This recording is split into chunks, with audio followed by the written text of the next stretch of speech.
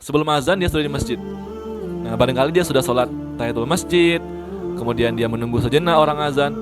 Maka ini fadilahnya nanti pada hari kiamat, dia ini akan bangkit dengan wajah yang sangat terang sekali, diumpamakan seperti sinar matahari.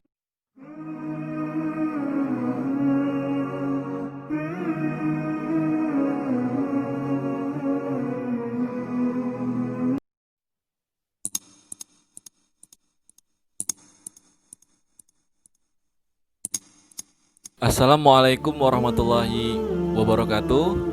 Alhamdulillahirabbil alamin. Allahumma shalli ala sayyidina Muhammad wa ala ali sayyidina Muhammad. Apa kabar sahabat-sahabatku, teman-temanku semua? Alhamdulillah berjumpa lagi dengan saya di video kali ini. Apa kabar semuanya? Semoga Allah Subhanahu wa taala selalu memberikan kita taufik dan hidayahnya untuk terus menerus memperbaiki diri, meningkatkan amal-amal kebaikan kita, dan Allah Subhanahu wa taala selalu memberikan kita kesehatan. Kemudian semoga Allah Subhanahu wa taala juga memberikan kemudahan-kemudahan kepada kita dalam menjalankan aktivitas kita. Kemudian Allah Subhanahu wa taala juga memberikan segala keperluan-keperluan kita. Kemudian apapun hajat kita dalam tahun ini ataupun harapan-harapan kita yang akan mendatang, semoga juga Allah Subhanahu wa taala kabulkan dan Allah Subhanahu wa taala penuhi. Amin amin ya rabbal alamin. Alhamdulillahirabbil alamin. Senang sekali rasanya berjumpa lagi dengan teman-teman semua pada video kali ini. Seperti biasa, kali ini saya akan membacakan lagi sebuah hadis. Insyaallah dengan mendengar hadis ini kita akan semangat, khususnya untuk terus meningkatkan amal ibadah kita kepada Allah Subhanahu wa taala. Nah, pada kesempatan kali ini saya akan membacakan satu fadilah daripada keuntungan sholat. Seperti yang kita ketahui bahwasanya kita hari-hari menjalankan sholat, khususnya sholat fardu yang 5 waktu. Nah, semoga dengan mendengarkan keuntungan sholat ini, fadilah sholat ini, kita semakin bergairah, yakni untuk terus meningkatkan kualitas sholat kita dari hari ke hari, supaya nanti kita mendapatkan balasan yang besar dari Allah Subhanahu wa taala. Amin ya rabbal alamin. Baiklah, kita akan sama-sama mendengarkan. Bismillahirrahmanirrahim. Innal hamdalillah nahmaduhu wa nusalli ala Rasulillahil karim, amma ba'du. Hadis pertama. Bismillahirrahmanirrahim. An Ibni Umar radhiyallahu anhuma qala qala Rasulullah sallallahu alaihi wasallam, bunyal islamu ala khamsin, syahadati alla ilaha illallah wa anna muhammadan abduhu wa rasuluh, wa iqamis salah wa ita'iz zakah wal hajj wa shaumi ramadan. Artinya, dari Sayyidina Ibnu Umar radhiyallahu anhu,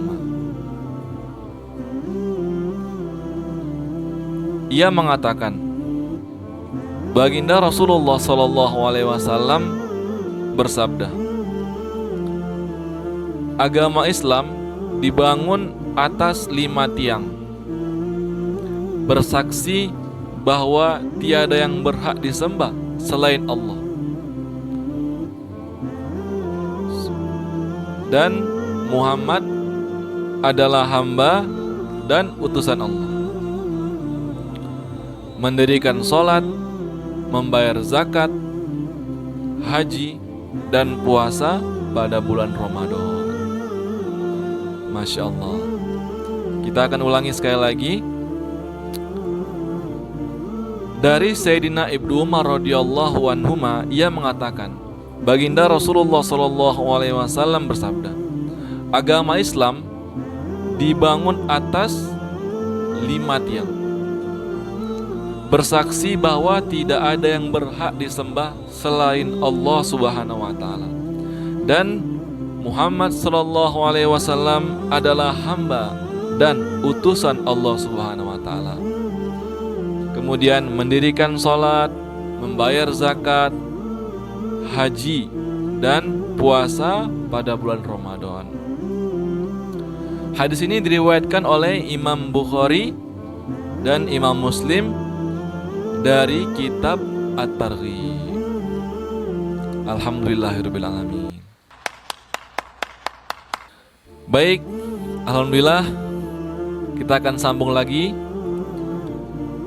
Di sini dijelaskan kembali kelima tiang di dalam hadis di atas sangat penting. Ya, karena asas dalam agama. Sehingga ditetapkan sebagai asas Islam. Oleh sebab itu, sebagai seorang muslim, penting sekali kita memperhatikan semuanya. Jadi kita harus ada target untuk menyempurnakan kelima rukun Islam kita. Dan semoga Allah Subhanahu wa taala juga memberikan kemampuan kepada kita untuk menunaikan rukun Islam ya, yang naik haji. Karena naik haji ini adalah diperuntukkan untuk orang-orang yang mampu dalam segi hartanya. Semoga dengan kita niat dan kita berdoa, insya Allah tidak ada yang susah bagi Allah Subhanahu wa taala kalau kita sudah niat dan berdoa. Iyyaka na'budu wa iyyaka nasta'in. Hanya kepada Allah lah kita menyembah dan hanya kepada Allah lah kita meminta. Jadi mintalah kepada Allah. Semoga ya saya dan teman-teman semua yang mendengarkan video ini, Allah Subhanahu wa taala berangkatkan kita untuk haji. Kalau belum bisa haji, umroh dulu. Amin amin ya rabbal alamin. Amin ya Allah. Baik, kita akan lanjutkan kembali. Namun demikian, hal yang terpenting setelah iman adalah sholat. Ya benar ya. Setelah kita meyakini Allah lah Tuhan kita dan Nabi Muhammad SAW adalah Rasulullah, pesuruh Allah, kemudian kita memperhatikan sholat. Di sini dijelaskan kembali, Sayyidina Abdullah bin Mas'ud radhiyallahu anhu berkata, aku pernah bertanya kepada baginda Rasulullah SAW. Nah, apa nih pertanyaannya? Dengarkan baik-baik. Amal apakah yang paling dicintai oleh Allah Subhanahu wa taala? Siapa yang tahu? Insya Allah semuanya tahu ya, setelah mendengarkan ini. Jadi Rasulullah SAW menjawab sholat. Kemudian aku bertanya lagi, lalu apa? Kemudian beliau menjawab, berbuat baik kepada kedua orang tua. Jadi amal yang paling dicintai oleh Allah Subhanahu wa taala, pertama adalah sholat, kedua berbuat baik kepada orang tua. Kemudian aku bertanya lagi,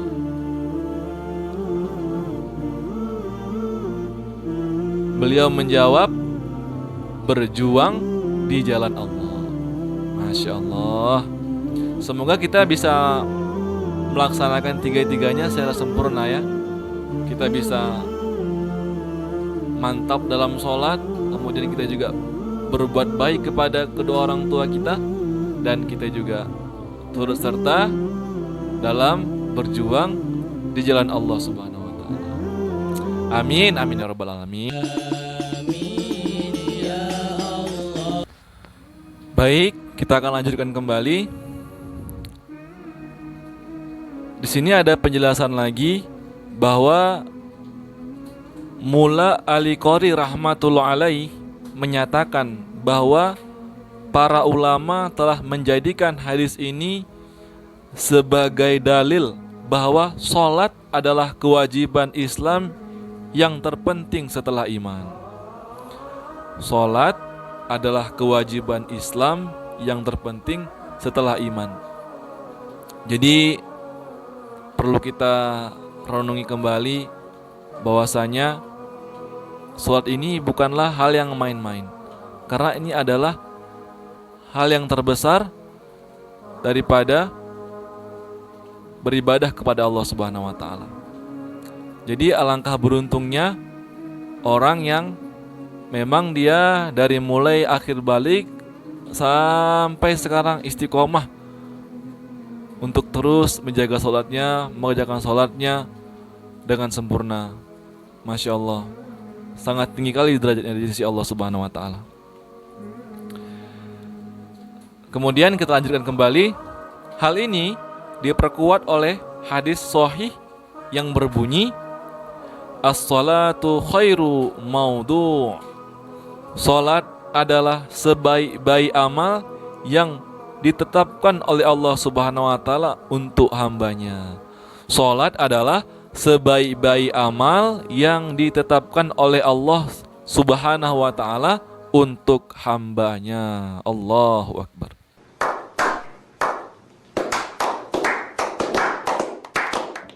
Selain hadis di atas, masih banyak hadis sahih lain yang menjelaskan bahwa amal manusia yang terbaik adalah sholat. Amal manusia yang terbaik adalah sholat.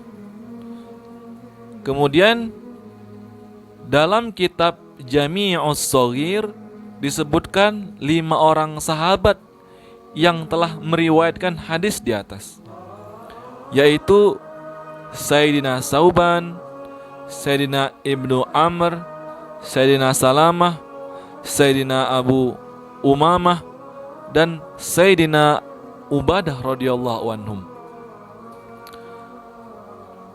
Sayyidina Ibnu Mas'ud radhiyallahu anhu dan Sayyidina Anas radhiyallahu anhu meriwayatkan bahwa amal yang paling utama ialah sholat pada waktunya. Masya Allah. Jadi ada 2 sahabat yang meriwayatkan bahwa amal yang paling utama ialah sholat pada waktunya. Masya Allah. Ini diterangkan dari kitab Jami'us Shaghir.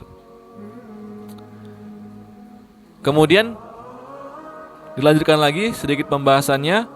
Sayyidina Ibnu Umar radhiyallahu anhuma dan Sayyidatina Ummu Farwah radhiyallahu anha juga meriwayatkan bahwa sholat pada awal waktu adalah amalan yang paling utama. Semua hadis di atas mempunyai makna yang berdekatan. Alhamdulillahirabbil alamin. Alhamdulillah, senang rasanya kita telah membacakan satu hadis dan mendengarkan pembahasan-pembahasannya. Semoga dengan mendengarkan hadis ini tentunya insya Allah menambah lagi wawasan kita mengenai keuntungan sholat ini sendiri dan pentingnya sholat itu sendiri. Dan semoga kita semakin bersungguh-sungguh lagi dalam mengerjakan sholat. Harapan kita bersama adalah bagaimana sholat yang selama ini kita kerjakan semuanya diterima oleh Allah Subhanahu wa taala. Amin. Dan semuanya nanti ketika hari kita dibangkitkan kembali, yakni setelah hari kiamat, nah kita semua mendapatkan syafaat daripada sholat-sholat yang telah kita kerjakan.